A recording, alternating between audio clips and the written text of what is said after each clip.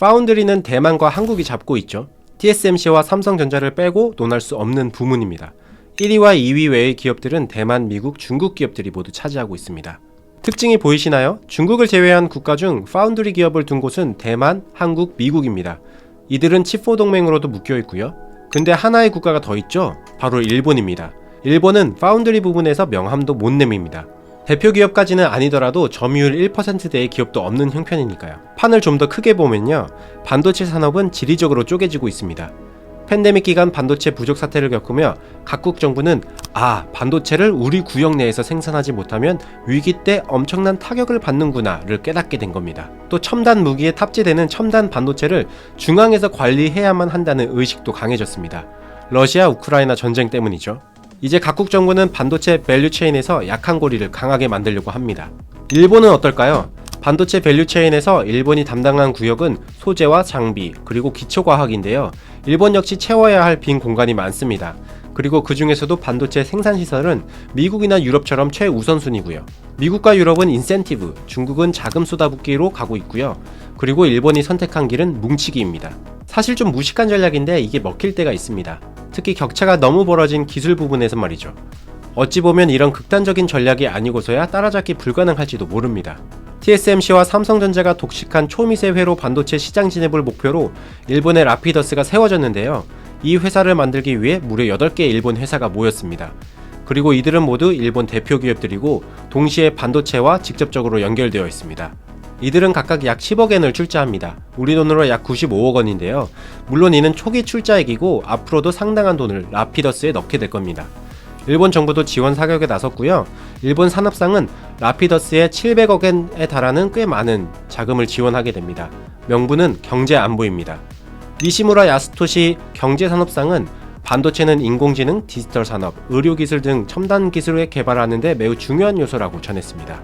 라피더스의 핵심 주체들은 모두 넬로라는 분야에서 두각을 보입니다. 그런데 뭔가 부족해 보이지 않나요?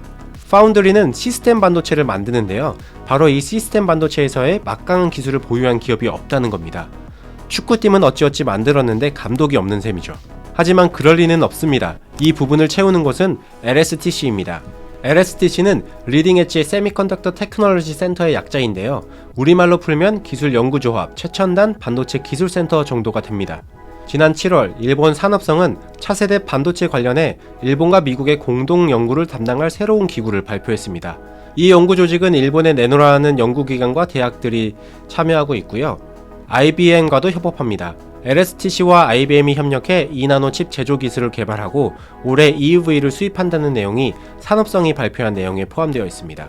전체적인 그림을 보면요, 라피더스, LSTC, 미국으로 연결되는 모습입니다.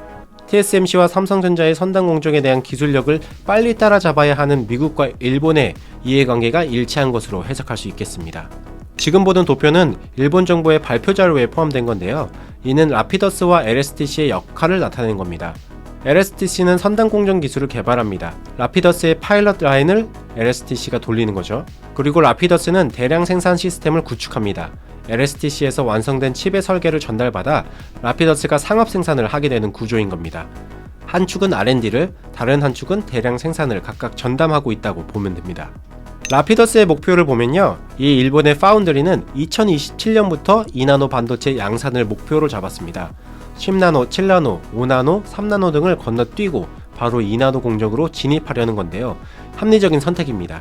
지금 2나노 하위 공정을 개발해서는 너무 시간이 오래 걸리고 또 그 가치도 별로 크지 않으니까요. 라피더스가 5나노 공정을 개발하더라도 여기에 일을 맡길 수 있는 기업이 없는 거죠. TSMC와 삼성전자라는 매우 훌륭한 파운더리가 있기 때문입니다. 5년 내 2나노 진입이라는 목표는 무모해 보일 수도 있는데요. 현재 일본 기업은 40나노의 칩을 생산할 정도의 기술력만 있습니다. 40나노에서 2나노로의 도약을 위해 TSMC와 삼성전자는 10년이 훌쩍 넘는 시간을 투입했습니다. 삼성전자는 올해 3나노 양산에 돌입했고 TSMC도 조만간 3나노 공정을 가동하게 됩니다. 나노 경쟁만이 파운드리의 전부가 아닙니다. 삼성전자가 TSMC에 필적할 만한 공정 기술을 확보했음에도 불구하고 점유율 격차를 좁히지는 못하고 있는데요. 바로 생태계 때문입니다. 첨단 반도체가 생산 단계에 이르기까지 수많은 기업들의 지원이 필요한데요. IP 생태계, 팹리스를 지원하는 수많은 기업들의 생태계가 파운드리 뒷단에 자리를 잡고 있죠. 팹리스들은 쉽게 파운드리를 교체하지 못하는데요. 이는 각 파운드리가 각자의 생태계를 별도로 조성하고 있기 때문입니다. 생태계가 강력한 진입장벽의 역할을 하는 거죠. 그렇습니다. 일본은 나노 공정을 추격함에 있어 동시에 별도의 생태계도 구축해야 합니다. 디자인 하우스들과 팹리스 그리고 장비 기업들도 동반해 성장해야 한다는 거죠.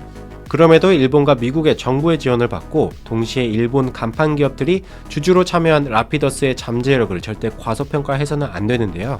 TSMC가 지금의 자리에 이기까지 대만 정부의 전폭적인 지지가 있었다는 점을 기억해야 합니다. 파운드리 산업은 그야말로 역대급 변화의 물결 앞에 서 있는데요. 10년 뒤에 이 분야에서 TSMC, 삼성전자, 인텔 그리고 라피더스가 어떤 포지션을 취하게 될지 정말 궁금합니다.